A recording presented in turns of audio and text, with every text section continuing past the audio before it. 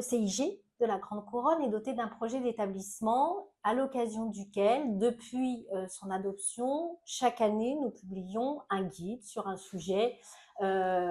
d'actualité ou à fort enjeu. Nous avons publié un guide sur les cyberattaques, sur, par exemple, les 40 ans de la fonction publique territoriale.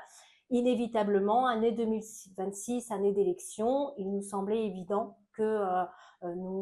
cette édition de cette année soit consacrée à la préparation des élections municipales et aux enjeux de l'élection municipale. Donc c'est un guide qui est rédigé par de nombreux collaborateurs du CIG, experts, chacun dans leur domaine, à la fois des conseillers statutaires, des conseillers juridiques, des financiers, des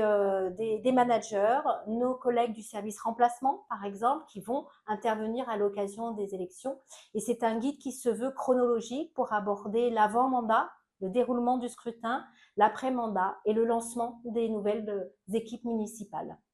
Pas un guide que pour les juristes. C'est mais absolument pas un guide pour les juristes, c'est un guide à l'intention de tous les acteurs de ce moment de transition important, qu'ils soient dans les emplois de direction, sur les postes de direction, mais également sur les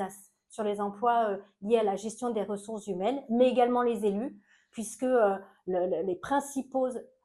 interlocuteurs du CIG de la Grande Couronne sont des acteurs de petites collectivités et il nous semblait important de rassembler sur un ouvrage unique l'ensemble des informations clés et des actes du mandat